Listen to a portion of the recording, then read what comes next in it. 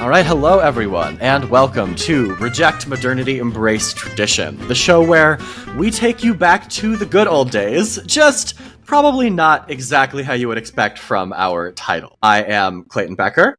And I am Megan Cox.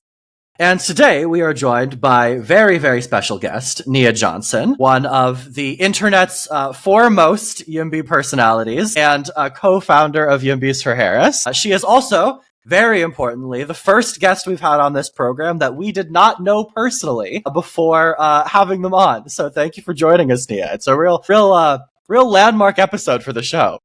Yeah, thanks for having me on. It was I'm excited to talk about urbanism and such. Maybe I'm sure there are a few of our listeners who aren't familiar with you, but just for those who might not be familiar with you and your work, do you want to give us maybe just a little bit more of your background, sort of how you came to be an urbanist? Okay, so I'm not an urbanist professionally at all. Like, I work in tech and VC in my day job, but how I came to it was just basically like I grew up in a suburb and I did not like growing up in a suburb. And I was just wondering, like, why don't I like growing up in a suburb? Like, why is everything so boring? Why does everything have to be planned? Why is nothing fun? Why is it hard to find anything fun? And then I just like looked up, like, why does suburbia suck? And I got like that James Kunstler TED Talk where he just like spends like 15 minutes ripping into like cars and like our urban environment, and then I just got pilled from there. I think now he might be a degrowther, so like I definitely diverged from his path somewhere along the way. I think from there I got into Twitter and I was just like talking about like, why aren't things walkable? Why aren't things whatever? And then I found a bunch of urbanists on Twitter and they were just like, hey, yeah, we need to build more homes. And I was like, what? And I was just like, so you're not, so like from there, I was just like, you're not only telling me that everything is boring, not just because of cars, but also because people don't want to build any more homes. But because people don't want to build any more homes, things are boring and expensive.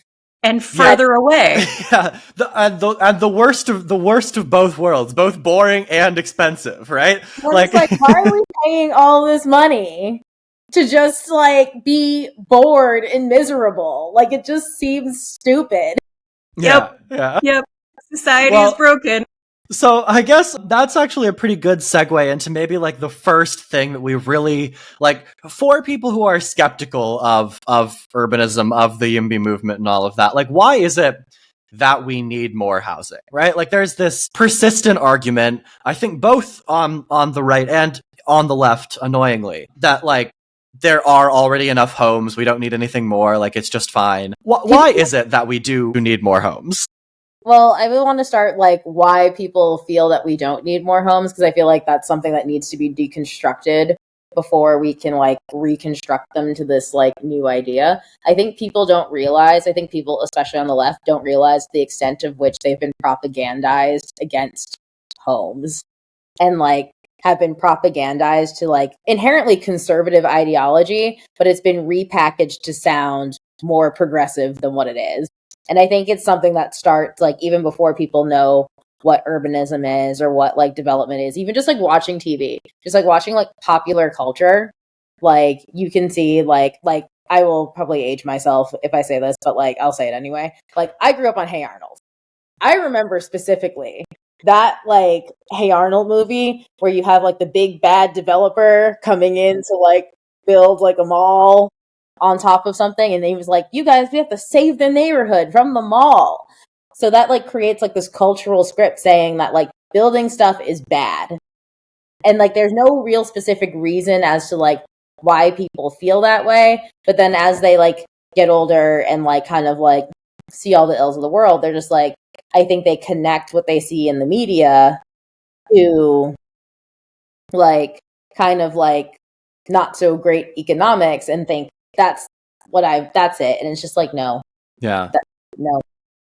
I watched the 2010 film Burlesque with my wife last night for the first time, and it is absurd to me how like a central plot point in that film is that a developer wants to like buy the club to build a like mixed use density space. And the way they get around this problem is by having a separate developer who owns the like condos they're constructing across the street buy the air rights above the burlesque lounge. And I'm like, what just an absolutely absurd through line right into my extremely niche interest. How is this the central plot point of this movie about like showgirls? Watching burlesque for the urban development politics is quite the interesting excuse, Clayton. Hey, I wasn't the one who suggested watching it. Like, but I think this is a real thing. Like, you see it in like the movie Up as well, right? Like, and there's been like discussion, honestly, like real earnest discussion over whether or not Carl is a NIMBY, because like no. He's like, he just wants his plot of land. He's not like super angry at the, like everything around him. Yeah, right? You have a right to do what you want with your own property. Like, no one's like trying to like force people to like sell things that they don't want to sell or anything like that or anything. But you don't have a right to do what you want with other people's property. Exactly. Like, if you, like, honestly, like, I feel like it befuddles me at the amount of people in New York City who don't like living in a city. And I'm just like, it's crazy. Why are you here? It's like, feel free to live elsewhere. It's like, yeah, if you don't like cities, I might suggest living literally anywhere else in the world than New York City, right? I know. It's just like, I'm like, are you a glutton for punishment? Are you a masochist? Like, you hate, like, you don't like high-rise apartments, but you live in the land of high-rise apartments. Like, please square the circle. Yeah, the phrase of Manhattanites against the Manhattanization of Manhattan. And I'm just like, yeah, honey, maybe you're not cool anymore. Maybe you need to like consider like, there's a lot of great homes in Hastings-on-Hudson. Like, I wouldn't. Maybe that's Connecticut is a lovely place, I'm sure. It's a lovely place. Like, great things about like New Jersey. So we have this idea, there's this cultural belief perhaps that like development is bad, things that look like consumption are bad, they're wasteful. But this, I think, does cause a lot of pretty negative impacts for people. We talked about them all the way up top of like, this is making things both boring and expensive. But maybe like, how did we get here, I suppose? Like, what are some of the policy choices and like broader social phenomena that have like led to our current sprawling cities? Like, how did we get here, basically? Okay, so this is like my big rant, because I think like so many people have like a very half story on like, how did we get here? Why is everything the way it is? And I think people like starting like from the year that they're born forward, when you really need to be going as far back as like the New Deal. So when you have like the New Deal, like you have like to like make that whole concession with the South, like they made it so they basically effectively cut like Black people, my ancestors, me, from like that deal. And as a result, like that plus redlining plus I think not getting the government backed loans to like buy homes, like that made it so that like Black people were sequestered in like certain areas of town that weren't like as like valuable and not easy to insure, so therefore driving down like the property values and then effectively driving down the wealth of the Black community. And that was like, all of that together was basically just like a fancy way of providing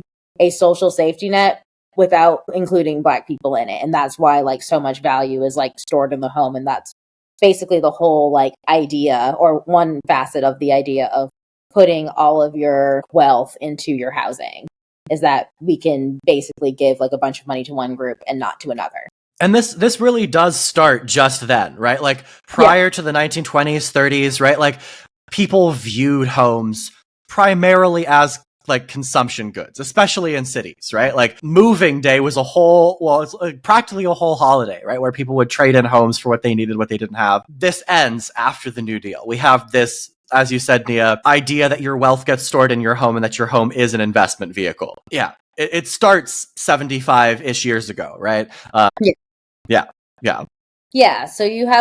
So basically you have like one group of people who have like shit tons of money, like as like dictated by policy. And then you have another group of people who doesn't have a shit ton of money as dictated by policy. So like, as you go on, then you have like so many cultural movements like that change like kind of the social fabric of the country. So you have like women's lib, you have the civil rights movement, you have like anti-Vietnam War. And I think those movements, I think, changed social attitudes in a way that made city life a lot more why am I blanking on this word? Oh my god. It's a lot more desirable.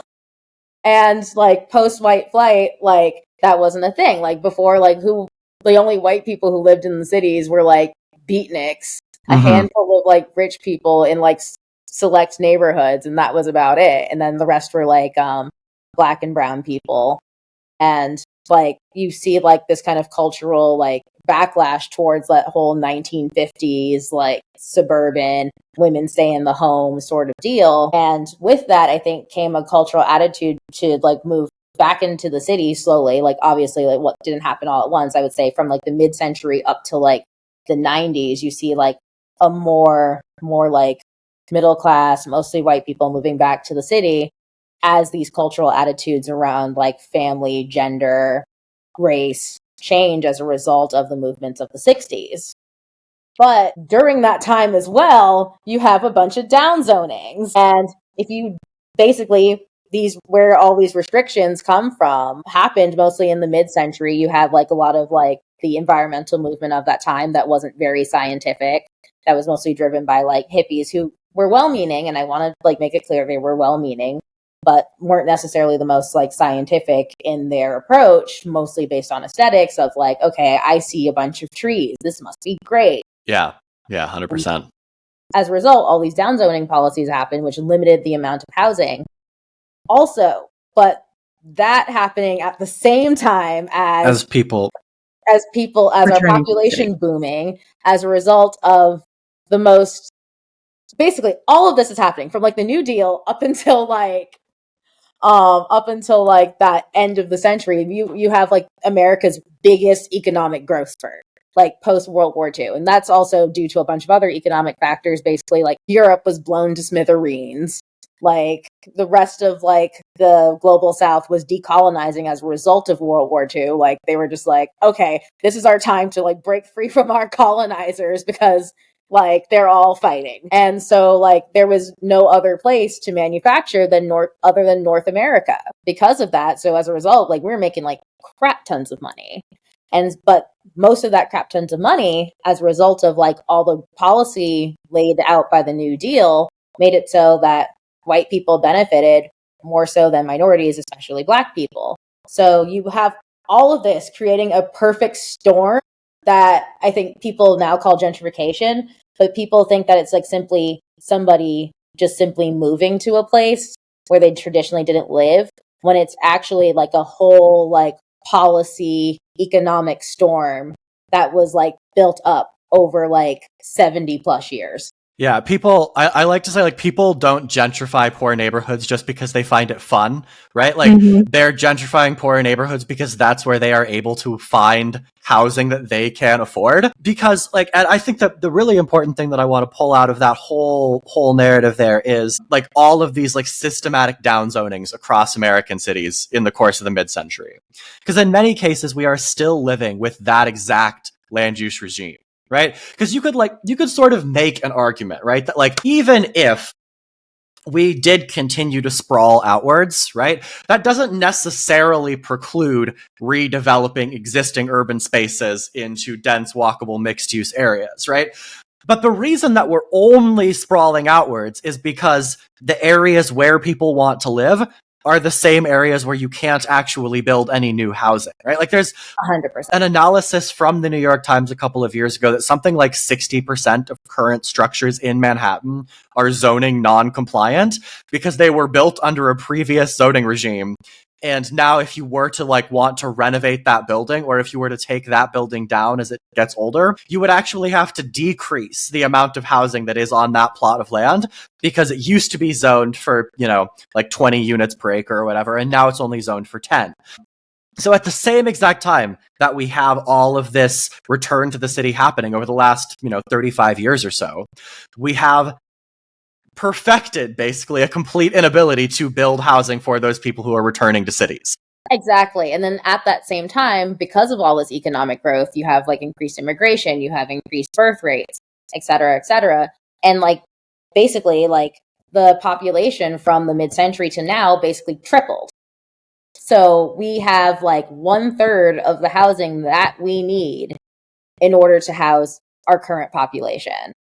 And you run out of cheap places to go at a certain point. Yeah. The people who, and something that I wanted to pull out from what you said, because I thought it was fascinating and I've never thought about it like this. We think of political residential sorting as being a relatively new thing, because we're not thinking about people sorting on the basis of their values or people sorting on the basis of their identity being feminists, liberal, LGBTQ, etc. Those folks moving to cities and needing to find housing and not being able to find that housing in a place that embraced and supported them.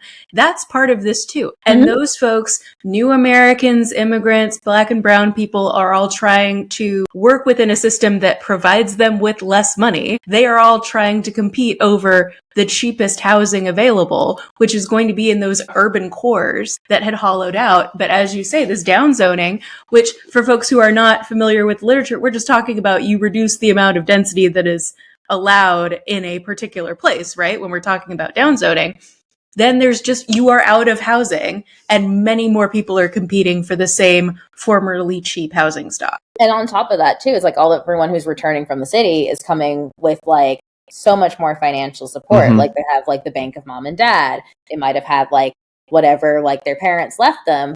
And those are the kids of like that generation who benefited directly from the New Deal. So they're coming in with like much more capital, much more money to like pay these higher prices that came as a result of downzoning. And like what I always say is that like you're not going to like disappear rich people out of the city by not building housing. They're just going to outcompete poorer people for the same housing. Yeah, and then flip it and put it on HGTV. And put it on HGTV. They're going to go on their whole Joanna Gaines. Yeah. I think that, like to the extent that people have this idea about like gentrification being caused by new housing being built, it operates in that similar way you were just talking about, Nia, of like not building new housing for people who are moving to the city doesn't stop gentrification entirely. It just actually makes it happen faster. Yeah, that makes it more likely.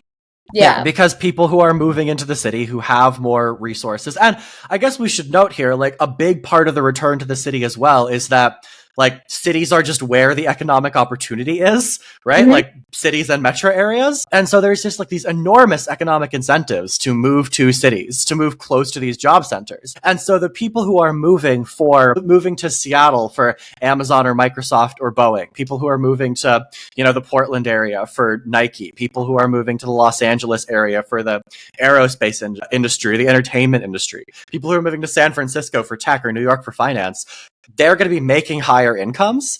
And so the amount of like housing that you need to build, right, in a given metro area, one that's in demand, that has lots of, economic opportunity, lots of high paying jobs, that's not just dependent on like the number of people who live in that metro area now. It's dependent on all of the people who would want to move there if more housing were available.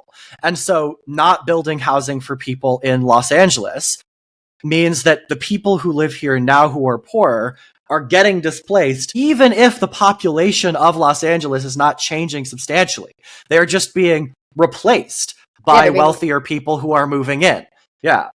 Exactly. And it's even worse now because you have like the fires that are like particularly hardest hit was on Altadena, which is like a historically Black enclave in LA. And like a lot of these people have like ancestral homes that like a lot of their family wealth is built into, that is basically gone and unlikely to be uninsured because State Farm just pulled out at the last second. And so where do they go? Especially if you're not building anything new, where do they go? Where can they afford to go that's still in their community? And typically the answer to that is further out into exurbs, right? Because when you don't build housing, and this is, I think, to the environmental point, right, about environmentalists, like when you don't build housing in already built up areas, when you don't build housing in Altadena, when you don't build housing in Koreatown when you don't build housing in Santa Monica. You just end up building housing out in the boonies, out in San Bernardino, out in Riverside, out in Fontana. On the East Coast, it's like New York City is building hardly any housing, but like Jersey City is picking up all of the slack practically, right? And you're seeing like suburban development push further and further into South Jersey. One of the things that I like to say when I talk about this, and example I give is like the Pine Barrens can still look like the Pine Barrens because Manhattan looks like Manhattan. If Manhattan doesn't look like that, if you don't build new housing for people in New York, as more people continue to want to live there, you're just going to push further and further into existing wilderness, existing like vulnerable ecosystems. It's a lose-lose proposition, both from an economic perspective and an environmental one. Yeah, like 100%. Like it takes way more resources to like get like utilities out into the suburbs. Like you have to use more piping. You have to use more electric wiring. You have to like use like more concrete for roads, all to serve less people. So you're wasting more. You're creating, and not to mention like the increased emissions that from like increased car travel, it's an environmental disaster. And people are going to be traveling via car because the further out you get and the fewer people you have farther out, the less efficient public transit becomes as well. Exactly. So you have to assume that you have personal vehicle emissions, you've got the particulate tire debris, all of that. So and people are traveling further to get into a job in the city center often. Yeah. And then they usually take highways that go through these historically Black and brown neighborhoods that are gentrifying, and then increasing the amount of particulates in the air, increasing the like levels of asthma in these areas and other chronic illnesses. So it's all just like a lose-lose situation. And it just really bothers me because like I feel like there's so many people, well-meaning, like liberal, left-wing people who want to help others, but like I think are brainwashed into believing that this current regime, this current solution is going to help people, as it's like literally ruining their lives. I don't even know if it's brainwashing. Sometimes it seems as though it has never occurred to people. Or when you present this information to folks, it is usually oh yeah, that makes sense kind of response, because it isn't illogical. It is not surprising. You just connect all of the impacts of sprawl and you fairly logically can put it all together. Maybe it's me. Maybe I spend maybe too much time on Twitter and I see maybe way. Don't we all? I tried to quit. I lasted 2 days. And I'm just like entirely shocked because like you'll hear somebody talk about like, yes, I want like more equal society. I want more equality. I care about wealth inequality. But the minute you bring up housing, they're just like, but we can't build anything in our neighborhood. I'm just like, babes, like you need to read Dream Hoarders. Like housing really does like break people's brains, I think. Like there are a number of like good recent studies on like the politics of housing and like how people perceive these things. And it's bizarre. It's bizarre how people seem to be able to hold so many like explicitly contradictory positions at the same time. Like there are people in these surveys who will simultaneously tell you that building apartments decreases property values, but increases housing costs. These two things are mutually exclusive. Like it can either decrease costs or increase costs. It cannot do both of them. And the literature I think very, very clearly suggests that building more housing makes housing less expensive. Like if there is more housing to go around, then it costs less. It's like housing would be one of the few goods defying basic laws of supply and demand if that weren't the case. And this is what people think. There's an interesting paper by Chris Elmendorf, Clayton Nall, and Stan. I cannot pronounce Stan's last name. I'm so sorry to Stan. He probably will never hear this. But Stan knows who he is. It's fine. They have or something. Yeah, they have a paper. It's called like Folk Economics Beliefs about like supply shocks in new housing or whatever. And in this paper, they find that broadly speaking, if you present people with like a scenario, right, where they're like, the supply of this thing has changed dramatically, either up or down, what do you think happens to the price of this thing? It's things like used cars, it's things like plumbers. They have like one other example in there aside from housing. And for the other three things, people can get the answer right. They're like, oh, a supply shock that increases the supply of this thing, that makes the thing less expensive. A supply shock that decreases the supply of this thing, that makes the thing more expensive. But when it comes to housing, it just completely breaks their brains, and they believe that the relationship is the inverse. They believe. So we think that housing is a luxury good then. I mean, like, not even, right? Like, people think location is a luxury good, and I think that is like a result of like living under this policy regime for so long, is that people don't ever consider that a better way is possible. Like, I think you see it on like both on like the left side, where you see like people who are just like, yeah, well, they want like a huku system of like, yes, let's get all our friends and a handful of minorities we like and let them only be in the city. And then on the right angle, you have like all the people who are like, well, because you can't afford New York, you just need to live in a red state with a fascist government who's trying to kill you because that's what you can afford. And I'm just like, this is both, like, you guys both sound like sociopaths. Yeah, like you can't. Bootstraps or death by fascism are they're your like, options they're here. like, you can't afford to live in New York City. I guess you should have thought about that before you became poor, right? Like, Yeah. what is this? Is this from Clueless? Am I remembering that right? Like, Or just like Paris Hilton, like, stop being poor. yeah, right. Yes, that is definitely Paris Hilton. There was some. Well, it was like, actually, that wasn't her. She didn't actually wear that shirt. Somebody like changed it and like, Damn. Dang it. I'm remembering where I'm remembering It was this too from, on the though. nose. yeah, So, no, I don't think You should have thought of that before you became poor is Yzma in The Emperor's New Groove. There Being we like, go. they should have thought about that before they became peasants. Like, that's what they sound like. That is what people sound like when they're, oh, you can't afford this place where all of the economic opportunity is and where you're safe. I guess you should just go, like, you should have thought of that before you decided to How become dare you be poor and gay? Like, Yeah. what do Right? you mean? As though like being multiple things, like that doesn't cluster, you know, as though you don't have worse economic possibilities if you're trans, for Yeah. example. I also, Speaking of brains being broken, though, like Sprawl itself does break people's brains, dealing with it every day, right?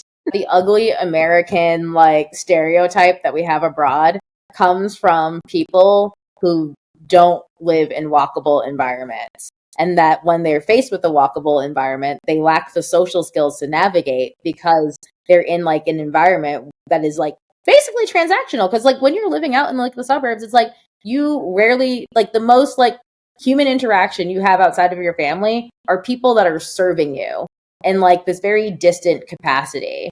And it's like, if you're like living like that for years and years and years and go to somewhere like Paris or London, like, I'm not surprised that you're rude to people.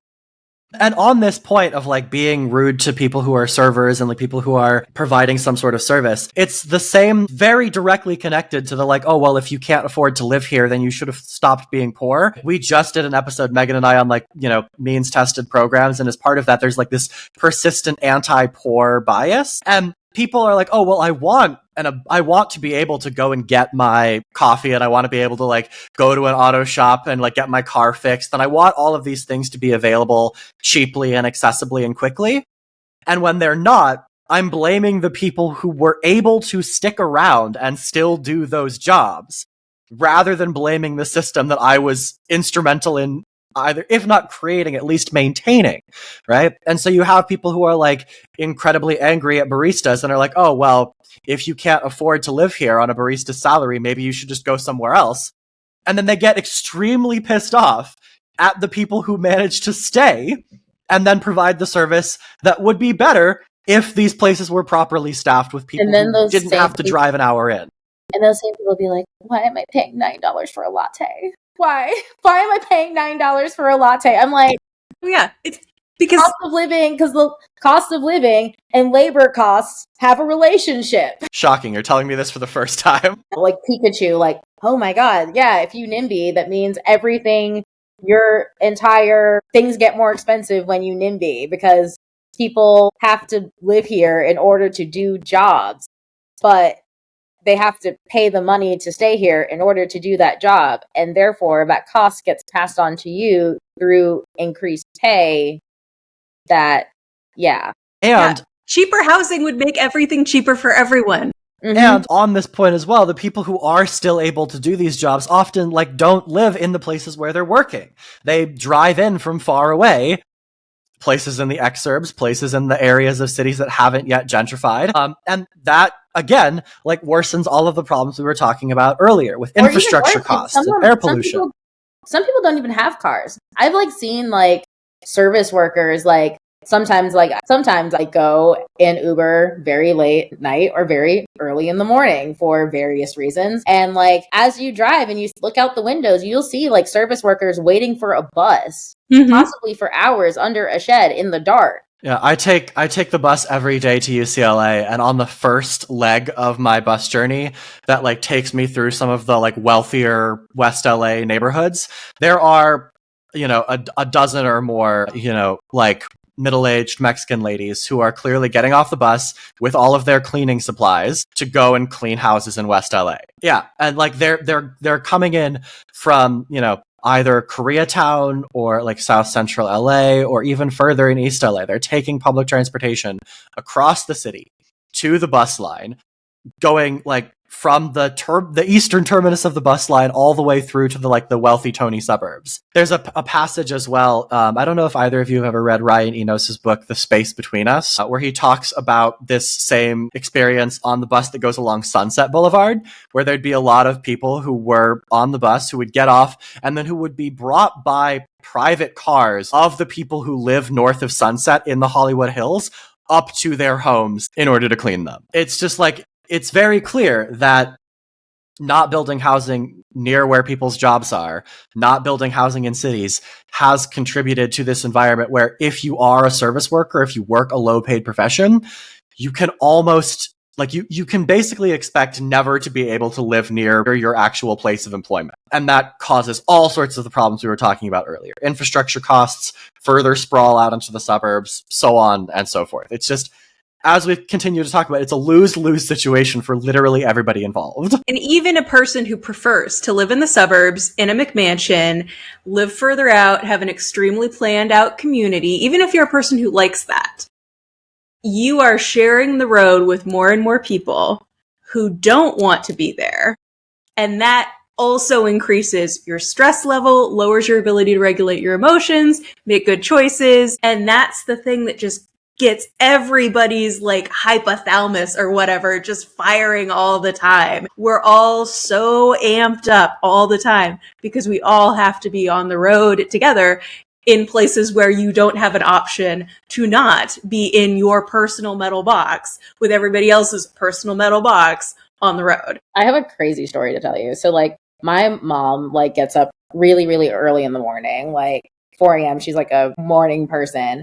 And like she every day will talk to my aunt who lives in Atlanta, and because she has to get up at the same time. So my mom is like in Boston, Massachusetts, New England area. My aunt is in Atlanta. And so like they both get up at 4 a.m. My mom just gets up for the fuck of it because she's just a morning person. And then like my aunt has to get up that early in order to make it to work on time because she lives in the Atlanta suburbs. And it takes like 3 hours for her to get to work on the highway. So like they'll just be talking for like hours and hours and hours while as like my aunt drives into work. Everyone. Yeah, I had this experience for approximately 2 weeks. I had an internship in the Westwood area after my junior year of college, and I thought, I'll live at home this summer and I will drive to this internship in West LA every day. I would leave at like 6 in the morning, and it would almost always take me until like 9 to get to the office. And it would take me a similar amount of time to get home. It would take me like 2.5 hours to get back out to where my parents lived in the suburbs. And I was like, you know what? No, absolutely not. And so rather than doing that, I found a room that I shared with 2 other dudes that was like walking distance. And that room in an apartment in Westwood was like $650 a month for a shared room with 2 other guys in it. That's like the cost of a whole apartment in some parts of the country. Like that's the level of insanity we're talking about when it comes to housing supply near like job opportunities in big metro areas in the United States. It is utterly insane. I don't know if I've mentioned this on this show before, but like I pay more for a 1-bedroom in West Los Angeles than my parents pay on their mortgage for a 3-bedroom house in the suburbs. And my Not wife's sustainable.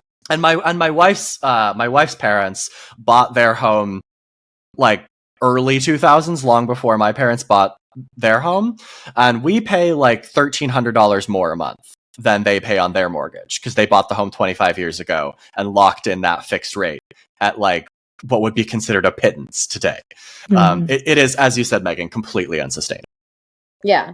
And I think even like another way I think people could look at this is too, is like, if there's more buildings, that means landlords are forced to compete with each other, which is good for you as the tenant, because then if your landlord is going to like force you into some weird situations, then you can pick up your stuff and have other options. Yeah. Go to the guy down the street who's going to be normal, because and we saw this like right up the street is being weird. And we saw this, we saw like a very clear demonstration of this at the very beginning of the pandemic, when everyone was like leaving cities and like moving out to like back with their parents for a little while and all that. Like landlords, management groups, all of that, they were offering like COVID move-in specials where like you get the first month off of rent, and like you have your utilities covered for the first 6 months. Like we're probably not going to see that level of like competing again, right? But to Nia's point, what you get is you get landlords who are more attentive to repairs. Yeah. If you say, actually, I can just move to another cheap place, I don't have to worry about the rent going up, I can move someplace else. It's a better, safer situation for tenants, not just in terms of finances, but in terms of like, you know, do you have somebody who will like promptly fix the gas line, which is a problem I had at a place that I lived in LA. It was scary. It was insane.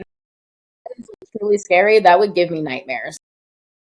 And like you do see this. Like I have an example of this as well, where like the only times that things get improved in my building are when one of the units is vacant, right? And they're like turning it around to show to a prospective tenant.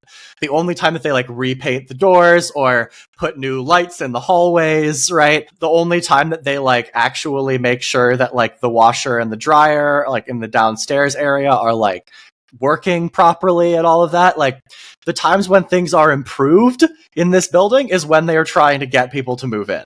I'm sure that landlords love left NIMBYism, because it literally like does their like psyop work for them. It's carrying water. Yeah, it's carrying water for landlords who want to charge higher prices. It totally is. Oh, yeah. And like higher prices for worse units, more dangerous units, less intensive repairs, and then just like it even just opens up the door for so much creepy shit to go on. Like I've definitely heard stories of like people getting sexually harassed by their landlords, but they can't leave because they can't afford anything else because there are no apartments. Well, on that note, it's probably about time for us to take a bit of a break. Well, I think we've established that Sprawl is bad in every conceivable way. So we come back, we will tell you about why urbanism is in fact the way to solve this problem. Yes, we will tell you about how we solve this problem when we return in just a few seconds.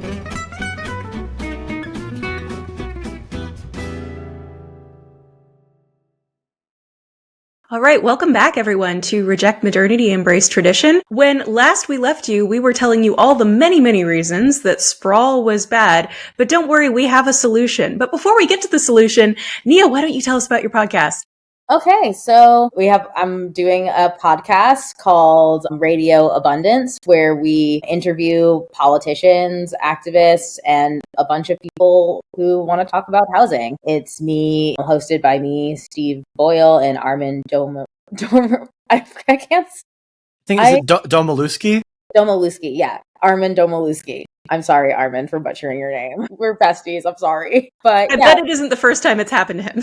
Definitely not the first time. But yeah, we interview, we just did a recording with Wes Moore and Jake Day, and we have a bunch of other great guests coming up. And yeah, we're excited to share it with you. I don't know when it's going to launch, but it will be launching soon. So stay tuned. Fabulous. Thank you so much. So let's talk about how we fix our problem with sprawl. Why is urbanism the solution? Yeah. So one of the things that I think we like to do when we have a guest with some particular subject matter expertise is ask them if there's one thing that you could implement, one policy that you could do with nobody being able to say no, like if you were the housing czar of the United States of America, what would be the first policy that you would implement? Land value tax. Land What does value that tax. mean? How do we do that? Yes, I think this is something our listeners might actually be a little unfamiliar with, so it might be good to explain. Yeah. Well, land value tax is this idea developed by Henry George. He is a lesser known economist, but I think he should be better known. I honestly think that he is much better than Marx. I think Marx is overhyped. I think Henry George is that guy. And basically it's based on the idea that land is for everyone. We are all entitled to access to land. And the idea that some people deserve more access to land over others is morally wrong and incorrect. And so Suck it, John Locke. Yeah, suck it. And that to compensate, he's not anti-private property. It's not Mao. Absolutely not. But the idea is that if you want private property, you should compensate the community by paying the speculative value of your land, of the location value, to the government, which then distributes it to the public through UBI, social services, the whole shebang. So the beauty of it is that it kills the dead weight loss that comes with land speculation that creates these perverse incentives that engineer sprawl and NIMBYism and all these horrible, awful things, redirects that to incentivize development and productive activities that actually help people and provide services and increase our GDP and makes us all wealthy and comfortable. And I think a really important critical piece of how this works mechanically is that the supply of land doesn't change, right? One of the problems with taxation generally, one of the trade-offs we make when we tax is that by taxing something, you are often getting less of it, right? But you're not going to get less land. And so it is an extraordinarily efficient tax. Along with estate taxes, or as they are pejoratively called on the right, death taxes, they are functionally a perfect tax. They an unavoidable tax. Well, they're unavoidable, and they are genuinely pretty. They are, I think, the most efficient type of tax that is possible because you do not have any deadweight loss because the supply of land is not going to change unless, of course, you are the Netherlands and you are making land out of draining all of the stuff and putting in the levees and everything. But we don't do that so much here in the United States. No, we lose land in Louisiana. But we lose.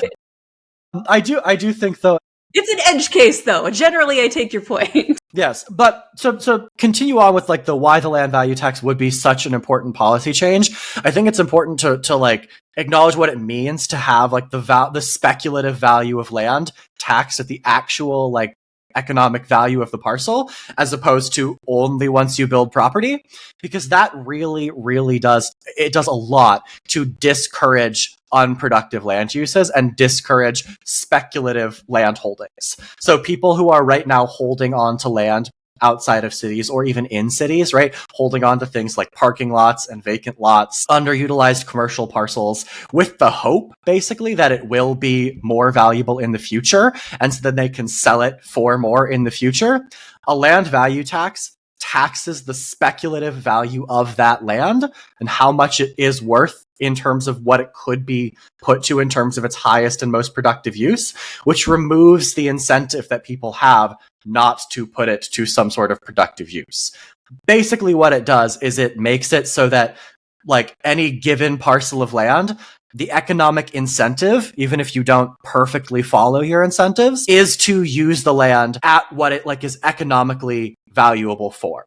So in places where the economics of the situation support apartment buildings, support mixed use spaces, the incentives are to build something of commensurate value on that land rather than keeping it as underdeveloped vacant lots, parking lots, or single family homes. And it does this by levying a higher rate on the value of land and not taxing the improvements on the land hardly at all. Yeah, exactly. And when people, and I think that's the huge distinction between land value tax and property tax is that property tax is the land plus whatever is built on it. And that's what Clayton means by improvements. Whereas like land value tax is just taxing the base like location value of the property. Like whatever you build on it, that's yours. Like the value of that, that's yours. Keep it, do whatever you want. Because like at the end of the day, you built it or you steward it, and that is like your right. But like the ground that it's built on, that should be taxed.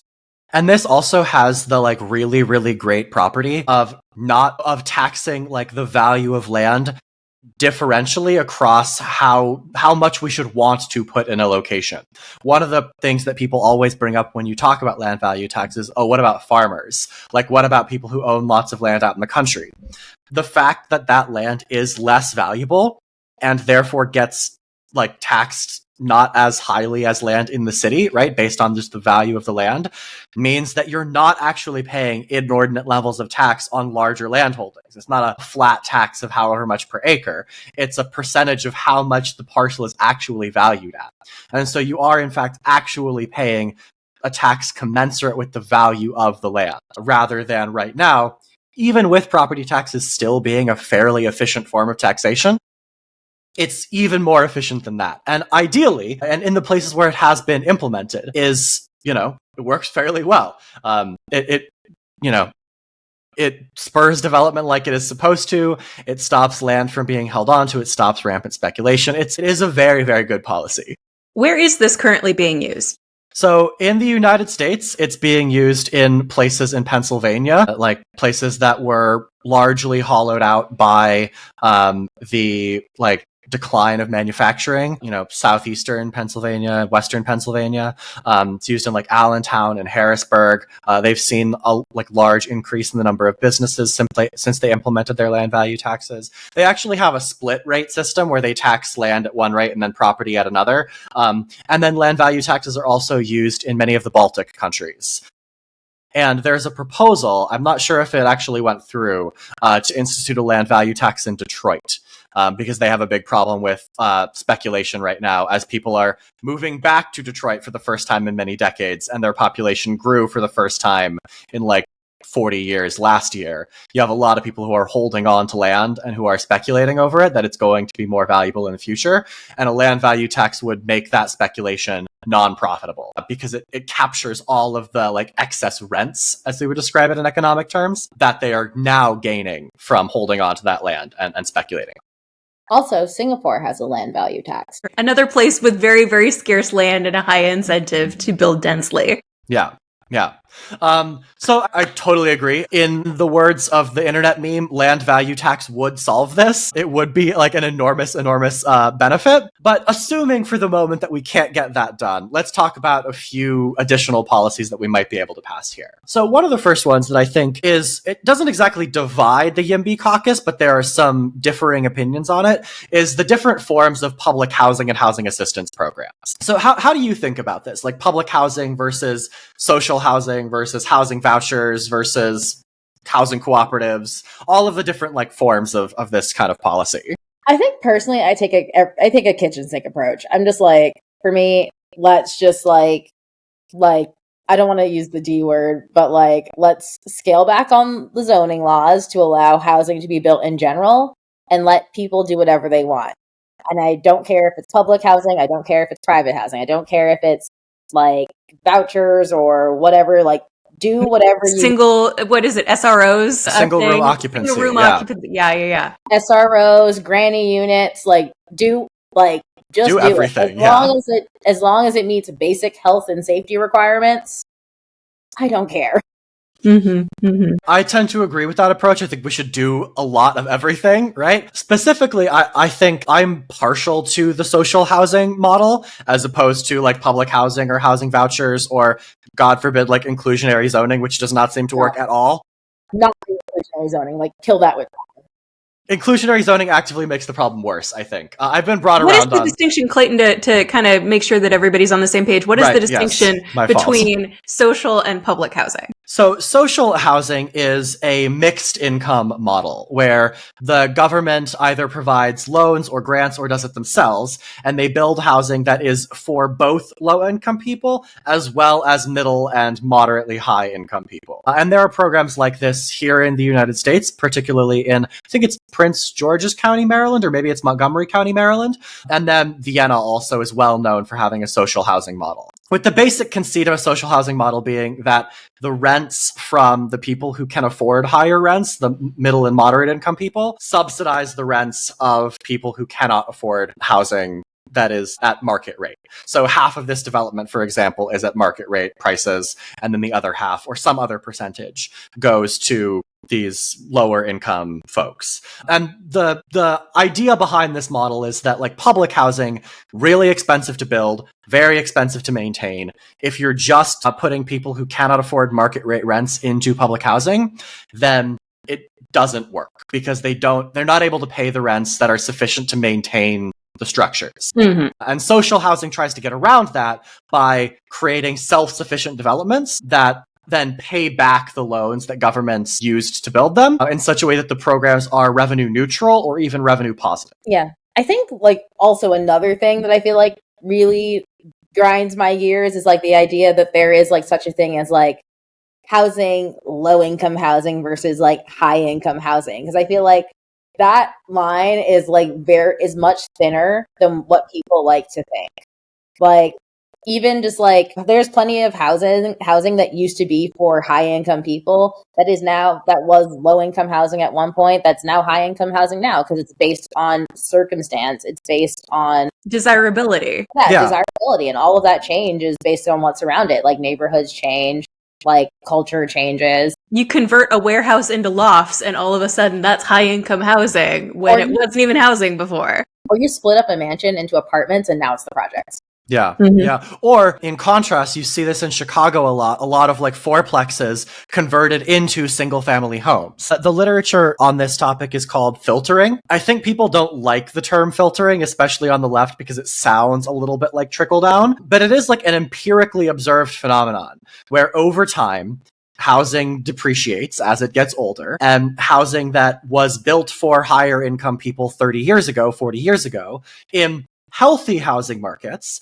is now housing that people who are middle income, lower middle income, and in sort of the like working class groups of people live in, right? Like this is how a normal sort of healthy housing market without any real like state intervention, without social housing or public housing or any of that. That's how a housing market provisions housing for lower income people, is over time, you build new housing with the new amenities and all of the new cool stuff, and the wealthy people move in there. And then because they are vacating their existing apartments, right, people then move into them and they move into them and they move into them. There's a very, very good paper by Evan Mast, who's now a professor at the University of Notre Dame, that looks at this, like looks at filtering, and finds that building like 100 units of housing for higher income people eventually results in, I think the number is like 55 units of low income housing being made available in the same housing market. There's a similar study that finds similar effects in Finland, though I cannot remember the names of the authors. But like this is an empirically observed phenomenon. The problem is, in not healthy housing markets, you see filtering happen in reverse. You see filtering happen where housing that is for low income people today, the next people who move in are wealthier, and the next people who move in after them are wealthier. And that's what happens when you don't build enough housing and when poorer neighborhoods start gentrifying as a result. Yeah, exactly. It's like it's reverse filtering, like quite literally. And so like, yeah, like every time when I see someone says, we're going to make low income housing or high income housing, it just sounds like you're trying to mop the ocean. It's just like, you don't have control over what surrounds a particular building. And those things will change over time because buildings are made to last for like decades and decades and decades. And you can't really control what happens 30 years from now, except like obviously by policy, but like policy backfires all the time. So like really you have a lot of people, you have less control than what you have. It's not like you're making a sweater and you're just choosing like, okay, I am making this sweater with wool rather than cashmere. So this is a high-end, low-end sweater. Like housing is like the ultimate durable good that will outlive you, will outlive your children, likely will outlive your grandchildren. And you don't know what the world is going to be like by that point. Yeah, absolutely. And I think to this point, when you have like the story usually goes something like this, when you have like specifically the like left NIMBY opposition to housing, is someone will propose building a normal market rate development. It's like, oh, they're not affordable. Yes, and then left NIMBYs will come in and they will say, we think this housing needs to be affordable housing. And it's important to note here that like affordable housing is a specific term of art. It has a legal definition. It means housing that like is deed restricted to people that make a certain amount of the area median income. And if you make it, as they often say, deeply affordable housing, that's oftentimes housing that goes to people who are making 50% or even 30% or below of the area median income. And as much as that housing is necessary, like as much as it is necessary to have housing that people in that income bracket can afford, it is simply not profitable to build. And so if you convince the city council that the only project they are going to approve on that parcel, the only one they should approve is something that is affordable housing, deed restricted affordable housing, what eventually ends up happening is no housing gets built whatsoever. And there is a great example of this from New York in Harlem, the One Harlem project a couple of years ago, where basically exactly this happened. So we should let developers build housing, period, is kind of the moral of the story on this. If we compel them to do something that is not profitable, they will not do it, and no housing will be produced. Yeah, the space where this One Harlem development was going to get built, which I don't remember all of the exact details, but it was like over 1,000 units of housing. Some non-trivial percentage of them were going to be affordable, like two people making certain percentages of the area median income. But the councilwoman for that area of New York at the time, Krista Jordans Richardson, something along those, I cannot remember her name exactly. But like the way that the New York City Council works is like the people who are in the area have like an effective veto over whether or not the city council will even consider approving said project, right? And her position was that this needed to be like a 90% or 100% affordable building. And so rather than a like 1,000 unit development with 40% affordable units, she wanted this 100% affordable development. And the developer was like, no, I can't build that. That's not profitable. And right now it is a truck stop.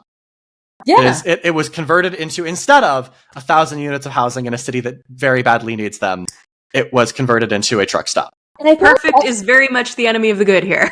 Exactly. And I feel like that's what really frustrates me about like, and again, like I identify as a progressive, like I vote Democrat every election. So like people, so, you know, Twitter, suck it. Like before I say this, I think like another issue that I see, I think with the left wing is just like this, the far left is like this obsession with just like showboating. And then like the showboating pretty much killing the ultimate good that could have happened. It's like, okay, like this person, like this developer was trying to work with you and like try to get like, I don't know, a non-trivial amount. I don't remember how much, but like a non-trivial amount of affordable. And she's like, no, 90% affordable. But like now you called their bluff and now it's a truck stop. So there's no affordable unit. So like, well, who did that help? It was just bullshit showboating. It's literally the Nolan Gray tweet of like, 642 units replace a Burger King. Someone replies, how many were affordable? And then the next reply is, how many affordable units did the Burger King have? Right? Like, exactly. That's exactly what happened here, right? But to this point, I think this is an important consideration of like, who we want to bring into the YIMBY movement, because like we need to be effective, right? Like you need to have political power in order to make these changes. How do you see like making urbanism and YIMBYism a big tent? And maybe as like a subsidiary question to that, like how big a tent should urbanism be in your view? I don't know. I feel like I wrestle with it because it's like, I don't know. I don't want to work with MAGAs. I'll be so real. I don't either. I totally agree. I feel you. I really do. But some of these folks, you know, like if you say you want to bring developers into the movement, who are the people who stand to like economically benefit maybe the most from this, to say, we want to work with you. We want to help streamline this. We can mobilize our members, supporters, etc., to come to the city council meeting where you're trying to get your development through a curmudgeonly neighborhood council that doesn't like anything built, will come and support you. It almost seems like the industry side is a natural ally, but for a lot of folks on the left of the spectrum, we kind of have like, it's probably Republican businessmen that we're, getting together, locking arms with to get housing built. I'm okay. Like, I can hold my nose to like work with somebody who, to like, if they're like trying to like get housing built. Mm-hmm. Fine. I think when I say MAGAs, I mean like, I don't want to like be like rubbing shoulders with Marjorie Taylor Greene. Yeah, for sure. Jeez, God forbid, right? No, I hear you. I agree. I think, and this is what's really tricky about it, because like, you can either maybe like figure out a way to get the left NIMBYs on board. Like, I have heard in my comments on videos that I make on TikTok for years now that like there are people whose minds I have changed about this, who like used to believe all of the things that like left NIMBYs do, and like after seeing the like evidence of how this stuff actually works in the real world, rather than like the narrative that they've been taught, they do come around. But at the same time, if you're bringing in people who are more right-wing, who are more like profit-oriented developers, whatnot, then maybe you lose some of those people as well, right? There's a paper by a team of researchers at UCLA that looks at like how people react to the news that like, oh, a developer will make money on this project. And if you tell people, at least in a survey experiment, that a developer will make a large profit on a development, they become less supportive of that development than they were if you left that information out entirely. So I think it's a really tricky needle to thread of like, well, you might be only able to get one of these constituencies to come along for the ride. And it's not clear to me, like, especially in the big democratic cities where this is the most important, which one of those groups is more important to bring in. And I guess that maybe brings us to another question of like, is the solution here really just to like take it up one level to the state government, right? And like, take out cities. And to like, we talked about, Megan and I talked about this in an episode recently about like rejecting all the sorts of like processes that we've put in place just for process's sake that have made it so hard to do anything. A lot of this is like preempting local trickery. Where do you come down on that, do you think? Like, is this something that we should still be doing mostly at the city level, or should we be trying to get states to like say, actually cities, no, you have to like build a certain amount of housing? I think like as it stands now, I think, yeah, I probably will have to take like state intervention to say like, hey, we need to like build enough housing. I think especially in like, I think Democrat controlled states, because like 2030 is coming up, the census is coming up. And if we, and just like, even just like zooming out into like the national politics stage, it's like, if we want a Democrat to win like the executive and legislative branch anytime soon, we need to get serious about getting more people to our states. Yeah, because if California and New York and Illinois and Oregon and all of these democratic places are losing electoral votes, then makes it harder. It makes it harder to win the presidential election. And that is another thing, how like, again, the left NIMBY thing shoots itself in the foot, because it's like, if you guys are blocking housing in your neighborhoods, that means in the long tail of it that Democrats will never win an electoral vote ever again, and it will be MAGA country for God knows how long. It's a further manifestation of the ContraPoints line about they don't want to exercise power, they want to endlessly critique power. Mm-hmm. Mm-hmm. And it's like, I start to think like maybe this is their goal, because like they need to, they need this political strife to like. Yeah, I don't know, man. Yeah, very Revcom kind of. Yes. Oh, the revolution will save us. Megan and I have talked about this before, but it's like, in the absence of the ability to dismantle capitalism from the root and build something back better in its place, there are things we might need to do in the meantime. Yes. And all of these policies that we've been talking about are probably some of those things. Reforming zoning laws, reforming like our taxation system to implement land value taxes, just building all sorts of new housing, public and private housing, bringing people into the tent, right? And preempting sort of local opposition to the housing that really needs to get built. Like, these are the things that we need to do, absent the ability to just magically provide everyone housing free of charge, as if by divine intervention. Yeah, exactly. And like, I think also, like, personally, like, I push back on the idea that like being like pro market necessarily means you have to be like a right winger. Like, I'm like pro market and I consider myself left wing, maybe like, you know, progressive, like center left. And like, I just think that like there are ways that the market can provide positive solutions. It's all about how you design your policy regime. It's all about what you incentivize. And really, if we want to take a good hard look at like our economic system and what we incentivize via policy, it's not good. Like, we incentivize rent seeking, we incentivize waste. Like, it's literally written in policy. And so like, I don't think that like, as like we are seeing now in with recent news, that like the government isn't necessarily wasting money. Most of the waste is coming from policy.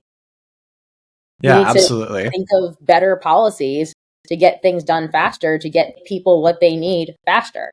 Yeah, and I think a crucial point on this markets point before we wrap up here is that no country in the history of the world has ever successfully housed its population without some sort of market being involved.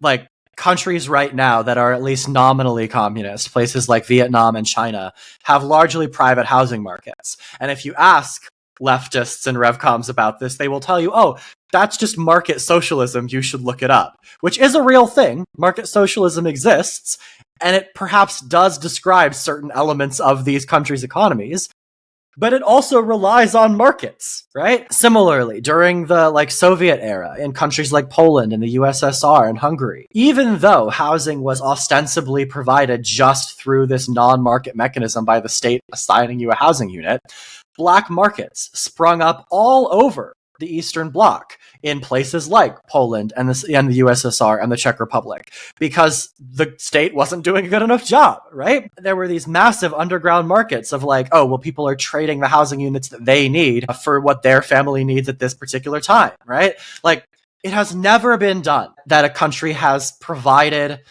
any sort of state in like the modern era of what it means to have a state, like a politically unified body. None of them have provisioned housing effectively and efficiently without some sort of market mechanism. And I think perhaps we should take that as a lesson, even if we are people who are like a little bit more on the left wing, who are like, I favor more state intervention. There are ways that you can force markets to do things that are good and correct for market failures. That's like the purpose of the state. The state is currently intervening badly. Yes, the state is currently breaking markets further, right? And I think that's like my frustration too, is just like, why have we politicized various like policy actions or policy actions themselves, rather than the content and the impact of said policy actions within the context in which it's happening. Yeah. Like, I really hate we politicized the tool. Yeah, yes. We politicized the tool. And like I talked about this in like the Radio Abundance thing I just recorded.